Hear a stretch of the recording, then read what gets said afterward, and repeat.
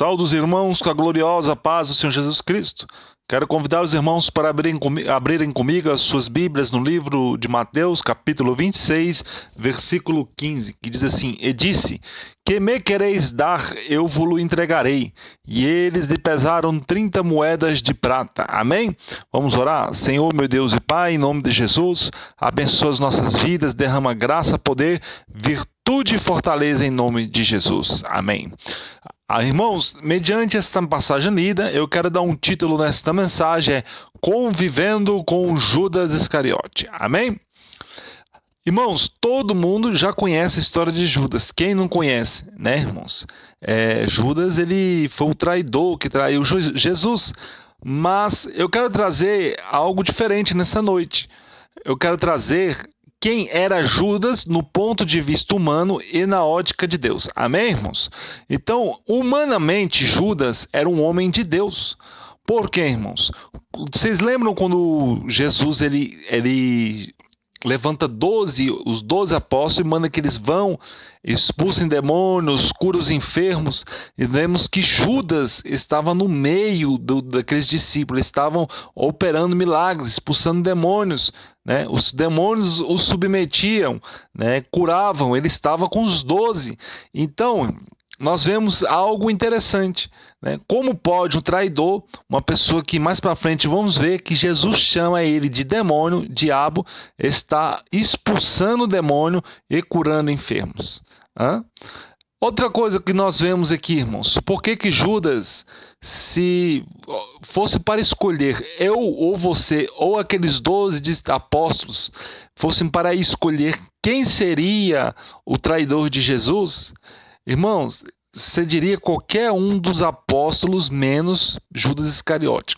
Judas Iscariote, irmãos, ele apresentava uma preocupação falsa com os pobres dessa terra.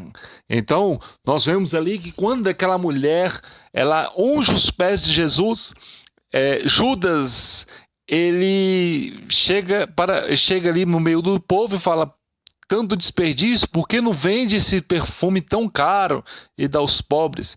Só que a Bíblia completa diz que Judas falava aquilo ali não por preocupação dos pobres, mas porque era ladrão e roubava o dinheiro da salva. Então, irmãos, nós vemos que Judas realmente ele tinha uma aparência de cristão, né? Era o lobo vestido em pele de ovelha. Mas quem o via, né, achava que realmente ele era um homem de Deus. Ninguém desconfiava de Judas. Jesus disse: alguém irá me trair. E os discípulos perguntaram: Senhor, por acaso é eu? Se Judas deixasse vestígios, com certeza os discípulos iam falar: é Judas, que Judas é difícil. Mas não, Judas não deixava vestígio pelo qual identificava que ele era o traidor de Jesus. Quantas vezes você já conviveu com Judas, hein, meu irmão? Ei, minha irmã, quantas vezes você já conviveu com Judas no trabalho, né? O Judas Iscariote, ele até mesmo entra dentro das igrejas, né? Os colegas de trabalho, às vezes, está ali, eles te traem, entrega você para o chefe, é aquele negócio querendo subir, até que você entende, né? Pô, mas é o ímpio, é o mundo. Mas agora, quando você entra para dentro da igreja, você vai conviver, irmãos, com Judas Iscariote. Ah, pastor, mas que é isso? Judas Iscariote dentro da igreja, sim, irmão. Judas estava onde? Não estava no meio de Jesus? Não estava no templo? Não estava ali ouvindo a palavra? Não estava? Ele fazia parte ali do corpo de Cristo, né? Ele andava com Cristo, então era um apóstolo de Jesus. Então imagina Judas Iscariote, né, irmão, naquele tempo já traía Jesus, enquanto menos hoje nós, né, irmãos, vamos ser traídos sim. Nós somos traídos às vezes dentro da igreja, o que leva muitos hoje a se desviar, não entendendo essas pessoas que Satanás está usando esse tipo de pessoa. Para que os irmãos entendam melhor, irmãos, quando você vai no livro de Jó, você vai ver que quando Deus perguntou, quando o povo de Deus ia se apresentar a Deus, o diabo veio no meio do povo de Deus para apresentar ali sacrifícios e ofertas. Então, irmãos, o diabo, o povo do mundo já é dele, mas o inimigo, ele quer, irmão, tragar aqueles que estão dentro da igreja. Então, ele se disfarça, ele usa, ele entra na mente das pessoas. Então, as pessoas têm que ter essa consciência, têm que entender, irmão, que o Judas Iscariote, ele também anda dentro das igrejas.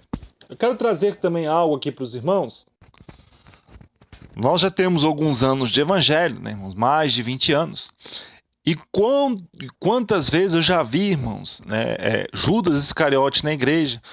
Sou pastor há alguns anos e eu já vi quantos obreiros, né, irmão, já me traíram. A gente confia, dá cargo, ajuda, cesta básica, de repente a pessoa vira contra nós, irmão, sai da igreja, ainda tenta abrir outro ministério para dividir.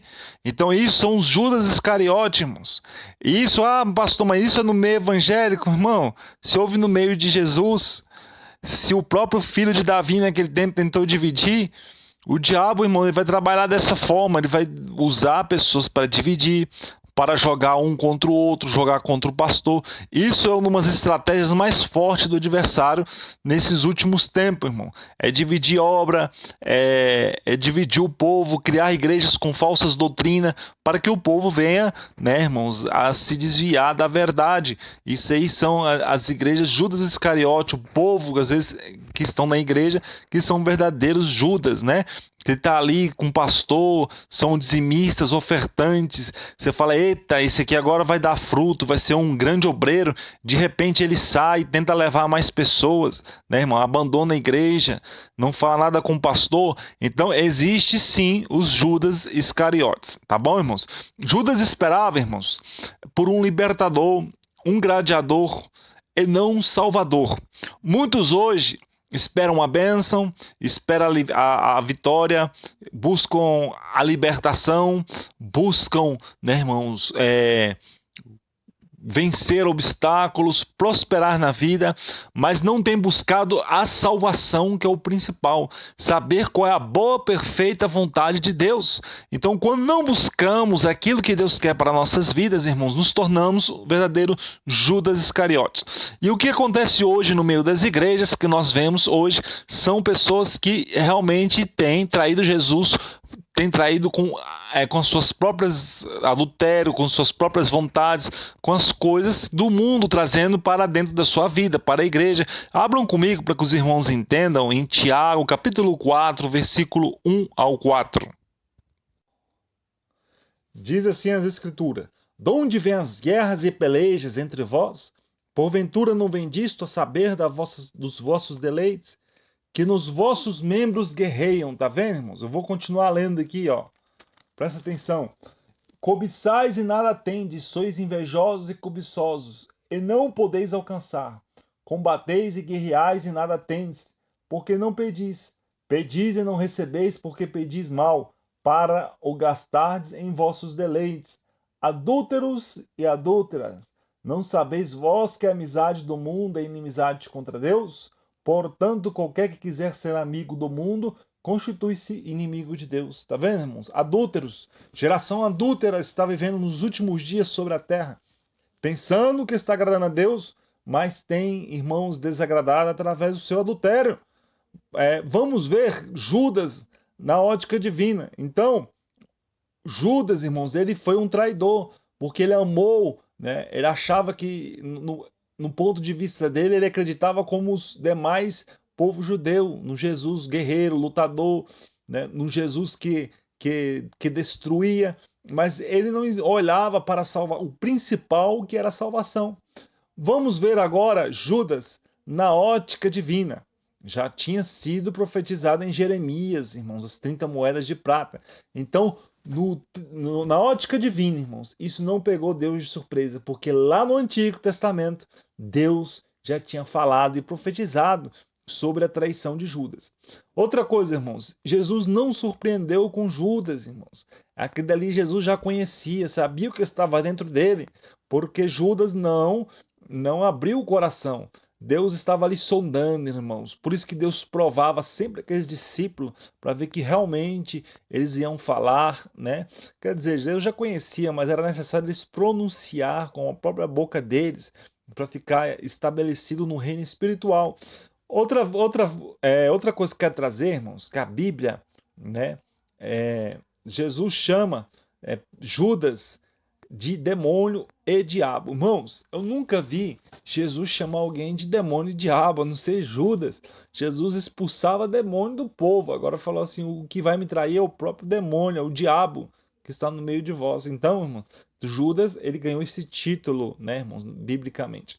Vamos falar também, como estamos falando de Judas, por que não falamos também de Saul, irmãos? Saul, aparentemente, se nós formos ver humanamente, ele é escolhido pelo povo. O povo olhou a beleza, a altura, né, o porte físico de guerra de Saul. Ele era escolhido do povo, né, irmãos? E Saul, aparentemente, Saul, irmãos, ele oferecia um melhor sacrifício a Deus, devido a um gesto de Saul que ele pegou as ovelhas do povo dos amalequitas e quando Deus mandou eles destruir Agag e matar Agag. Então, nós vemos ali que Saul poupou o melhor. Olha só, irmãos. Saul poupou o melhor e levou para Israel. Às vezes, irmãos, o povo de Deus tem poupado o melhor e trazido para a casa de Deus, achando que aquilo dali é o melhor, trazendo as coisas do mundo, achando que Deus está agradando, achando que isso é o melhor. Mas, irmãos, o que é melhor para o que Deus mais se agrada não é, irmãos, um lindo louvor, uma igreja bonita. O que Deus tem procurado nesses últimos tempos, pessoas que o adorem em espírito e em verdade e que obedeçam a palavra. Porque quando Deus falou para Saul, Deus falou assim: é melhor obedecer do que sacrificar. Na ótica divina, Deus não se interessou, irmãos, com aquelas ofertas de Saul. Deus usou o profeta e falou: é melhor obedecer do que sacrificar. Saul, irmãos, ele queria chamar a atenção do povo. Saul queria construir templos. Saul, ele tinha interesses pessoais com aquela oferta e queria fazer barganha com Deus. É igual muitos hoje, irmãos, querem crescer templo, querem chamar a atenção das pessoas e trazendo oferta diante de Deus. E que Deus não tem se agradado, tem sido a verdadeira oferta de Saul, que é a oferta da desobediência, irmãos. Então, Deus ele quer obediência do seu povo. Um certo irmão, uma vez, irmão, recebeu uma propina e levou o dízimo, né, a Deus. E quando ele estava entregando, Deus usou uma irmã e falou que não iria receber aquele dízimo porque era um dinheiro imundo de propina. Então, irmãos, Deus revelou, mostrou para aquela irmã. As igrejas hoje, irmãos, pela misericórdia, né, elas estão crescendo, oferecendo a Deus a oferta de Saul. Irmãos, Deus não quer a oferta de Saul, irmãos. Deus quer a obediência, trazendo o povo o que é aprazível aos olhos. Então, Saul, quando ele veio de encontro a Israel, ele trouxe algo que era aprazível. E olha o discurso de Saul. O discurso de Saul, quem olhava falava: eita, esse aí eu trouxe. Ele trouxe os melhores da terra dos Amalequitas, né?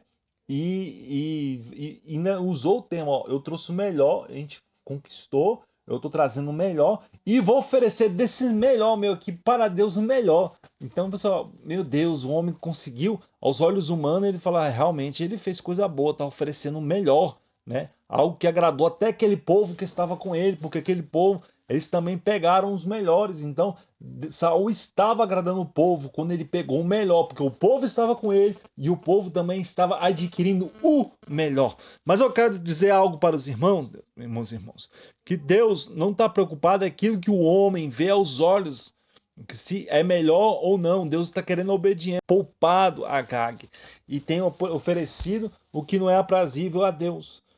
As doutrinas de autoajuda, prosperidade, né, criando campanhas que Deus não está ali, trazendo assim para dentro da igreja o Agag. Agag foi trazido para o meio do povo de Deus e hoje Agag está entrando para o meio do povo de Deus.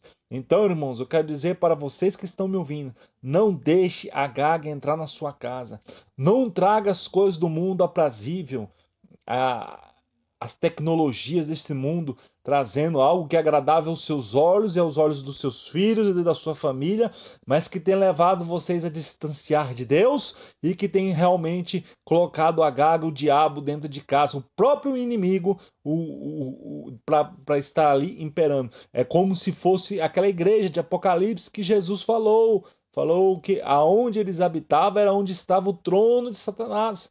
Então, irmãos, que venhamos a realmente, né, voltarmos a Deus, venhamos realmente a fazer aquilo que Deus quer, que venhamos a fazer obedecendo a Santa Escritura, obedecendo os mandamentos sagrados. Glória a Deus.